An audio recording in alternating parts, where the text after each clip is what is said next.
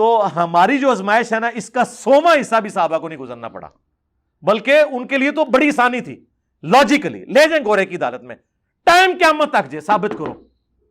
تو اس پہ میں کیا کہوں گا کہ صحابہ کرام سے ہمارا مرتبہ بڑھ گیا؟ بھائی ایک فیلڈ کی بات کی ہے نا، لیکن اگر آپ قتال کی تکلیفیں دیکھیں تو سرکار میں نے تو صحابہ کرام کی زندگیوں پہ ویڈیوز ریکارڈ کرائی ہیں۔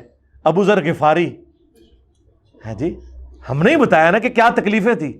سعد ابن ابی وقاص کی قادسیہ ہم نے ڈسکس کی ہے نا، خالد ابن ولید کی یرموک ہم نے ڈسکس کی ہے نا۔ تو ہم ان باتوں میں کہہ رہے تھے کہ جی ہم ان کو پیچھے چھوڑ گئے؟ نہیں، نعوذ باللہ۔ ہم یہ کہتے ہیں بعض اعتبار سے ہمیں آزمایا گیا ہے۔ کبھی ایسے ہوا ہے کہ حضرت عمر نے اونچی آمین کی ہی ہو اور حضرت حمزہ نے ان کو کان سے پکڑ کے مسجد سے باہر نکال دیا ہو کہ تو آمین کی اونچی گئی ہے، ہوا ہے کدے؟ تو ہمارے ساتھ تو ہو رہا ہے۔ دوسری بات، کس صحابی کو اس فتنے سے گزرنا پڑا ہے کہ اس کا باپ مسلمان ہو اور وہ اپنے بیٹے مسلمان کو کافر سمجھتا ہو؟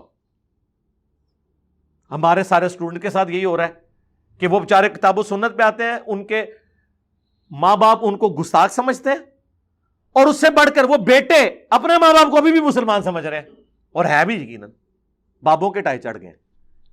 صحابہ کرام کو تو تکلیفیں آئی ہیں کہ ماں باپ کافر تھے، ٹھیک ہے، پتہ چل گیا کہ اس لمٹ سے آگے نہیں جانا۔ ہمارے اسٹوڈنٹس کو یہ خطرہ لگا ہوا ہے کہ رات کو ہو سکتا ہے کہ ابا جی ذبح کر کے اپنی جنت نہ پکی کر لیں، اور وہ بچہ تو ابا جی کو مسلمان سمجھ رہا ہے۔ یہ آزمائش کس صحابی کو گزرنا پڑا ہے؟ یہ ہم نے ایک خاص بات کی تھی ایک خاص فیلڈ میں، یہ میں رونا رو رہا تھا اور میرا اس میں جملے کہ ہم پہ اس اعتبار سے مشکل وقت آ گیا۔ تو سرکار کیا آج دین پہ چلنا صحابہ کرام کے اعتبار سے دیکھا جائے تو زیادہ مشکل نہیں ہے؟ میں نے کہا تھا ہم پہ یہ مشکل وقت آ گیا، تو آپ تو خود کہتے ہیں سب سے بہتر زمانہ نبی الاسلام کا، پھر صحابہ کا، پھر تابعین کا، تو آپ تو خود کہتے ہیں کہ مشکل وقت آتا جائے گا آہستہ آہستہ۔ سرکار یہی بات میں نے دوسرے انداز میں کر دی ہے تو آپ نے فتویٰ لگا دیا۔ اس سے بڑی بات اگر کوئی کہتا ہے اس کو حدیث سے ثابت کریں تو سنیں جناب، ترمذی میں حدیث ہے، نبی علیہ السلام نے فرمایا جب دین میں فتنوں کا دور آئے گا، جو شخص دین پہ چلے گا اور صبر کرے گا اسے 50 بندوں کے برابر اجر ملے گا۔ صحابہ کرام نے کہا کہ 50 اس زمانے کے، فرمایا نہیں، تمہارے 50 کے برابر اس اکیلے کو، بعد میں آنے والے کو۔ ہمیں کئی اعتبار سے 50 صحابہ سے زیادہ اجر مل رہا ہے۔ یہ تو حدیث ہے نا، مجھے نہ آپ چیلنج کریں، ٹھیک ہے؟ اچھا آگے چلیں، مسند احمد میں حدیث ہے، صحیح ابن حبان میں، جو مجھے دیکھے اور ایمان لائے اسے 1 دفعہ بشارت، جو بغیر دیکھے ایمان لائے اسے 7 دفعہ بشارت، ایک روایت میں ہے 2 دفعہ بشارت، توبہ پھر توبہ۔ آپ مجھے بتائیں، آپ حضور کو آپ کہیں گے یا رسول اللہ یہ کیا ہم چھوڑ گئے؟ اور سب سے بڑھ کر جو مسند احمد کی حدیث ہے، مشکات میں بھی یہ ساری حدیثیں موجود ہیں، ابو عبیدہ ابن جراح فاتح رومن امپائر کے، وہ کہہ رہے ہیں یا رسول اللہ سب سے بہتر ایمان تو ہمارا ہوگا نا، ہم آپ پہ ایمان لائے، آپ کا ساتھ دیا ہر موقع پہ۔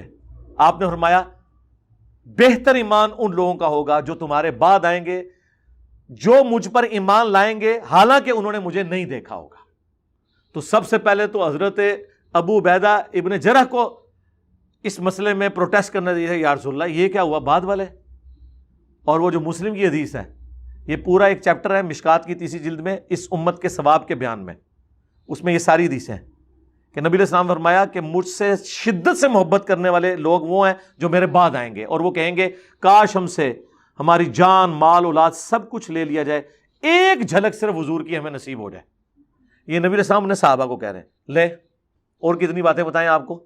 اب یہ ساری کی ساری، اور پھر سب سے بڑی تبلیغی جماعت اس ایک حدیث کے اوپر کھڑی ہوئی ہے جس کو شیخ البانی تو صحیح کہتے ہیں، ہمارے نزدیک وہ کمزور روایت ہے، چلیں کوئی حرج نہیں، کہ جامعہ ترمذی میں کہ اے میرے صحابہ اگر دین کے 10 حصے ہیں تم 9 پر عمل کرو، ایک کو چھوڑ دو، برباد ہو جاؤ گے، اور بعد میں آنے والی امت 9 چھوڑ دے گی، ایک پہ چلے گی، کامیاب ہو جائے گی۔ ان دسو